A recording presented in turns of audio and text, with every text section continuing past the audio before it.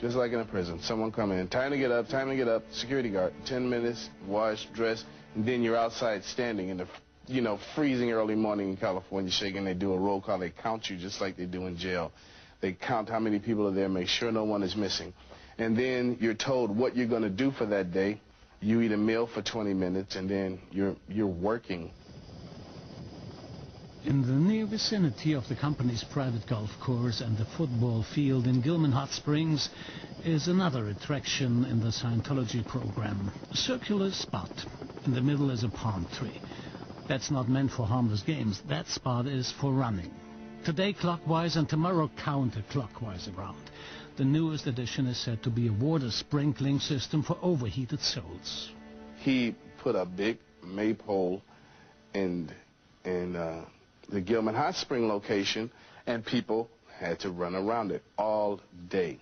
And it was a punishment for people who he thought had suddenly become PDAs. And you do it from the moment you wake up until you go to sleep. You just run around the pole day and night for weeks on end. 12 hours a day. Around that pole? Yeah. Until you realized that you had been faulty in your thinking and were ready to think straight again and be a proper Scientologist. Is that how it worked for Wiebke H? Did she also spend days on this spot? Wiebke H, the successful manager, what became of her?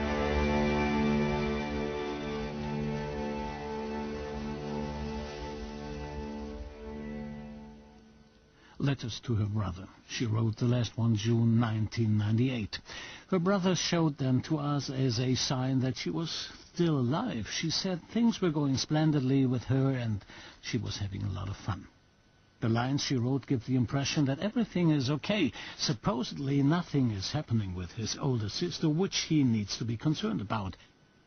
Where is she exactly, and is she doing well? Einerseits. On the one side, I know that she has done this voluntarily and on her own. On the other side, of course, it is clear to me that her thought is being manipulated. What is the extent of freedom? Where is the part where I can say with certainty that she wants things that way? I have to leave that up to her if I accept her as an equal. On the other hand, one asks, if she is manipulated, what happened when she spent 3 years in this rehabilitation center? Are the trouble and the effort which she has taken upon herself worthwhile? What happens when a monk goes into a cloister and talks with nobody for 3 months? If one goes to a hermitage, what happens then? Must we permit that? Is it only unpleasant because she's my sister and it happened to us in the middle of Hamburg? Was ist das? Müssen wir das zulassen? Ist es nur unangenehm, weil es meine Schwester ist und uns das hier mitten in Hamburg passiert? It's difficult for me. Schwierig für mich. Back to Clearwater, to the picket being held by the former Scientologists. This is Frank Oliver. He was an agent of the Secret Service of Scientology, OSA for short. That was me addressing a member of Scientology's Office of Special Affairs, probably, trying to get a picture of me as a former member of the office. By 1996, the Munich state attorney had already found out that Scientology used undercover intelligence methods as defense against inner and external enemies, and that it would not stop at criminal actions. The Office of Special Affairs is set up in Scientology with two purposes in mind. One is the Office of Special Affairs to handle PR, and the other is investigation. One works hand in hand with the other. Where there are areas that the church believes are detrimental to society, for example, in the areas of psychiatry, in the areas of the IRS, abuse maybe, Scientology sets up their investigative machine to work and then uses the information that they garner from that with their PR machine that they have, which is what they go out and they try and publicize this information. Now, it's not for the purpose of the general good of the populace. It's very self-serving. This document clearly shows what assignments are waiting for OSA agents. Infiltration, bribery, buying information, robbery, blackmail.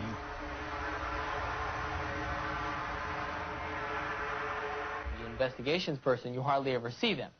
They're the ones in the shadows finding out the dirt on everyone and everything. Critics, and bringing that to the PR so the PR can use it to make Scientology look good and to make them look, the other person look bad. Right. So that's how it works. They work with each other. OSA is also involved in monitoring telephones. We have a list of telephone numbers called from a public telephone booth in Miami.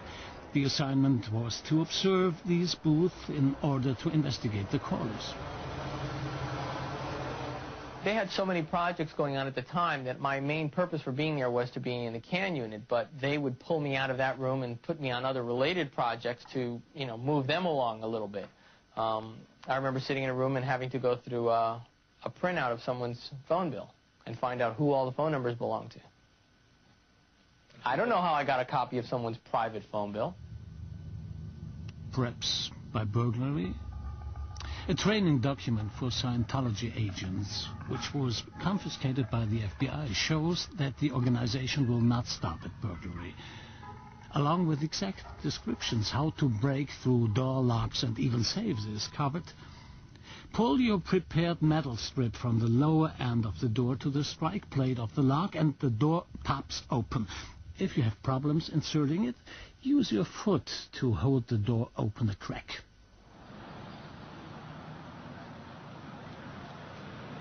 Your top guy is Mike Rinder. He's the executive director of the Office of Special Affairs. He knows everything that's going on, and above him is David Miscavige. Everything goes from him to him, directly. Hollywood Boulevard, Los Angeles. Workplace of Mike Rinder and gathering point for OSA. This is where the information is evaluated and prepared for further action. That not only includes Germany, Scientology's declared arch-enemy, but also the Federal German Ministry for Family, Youth and Health.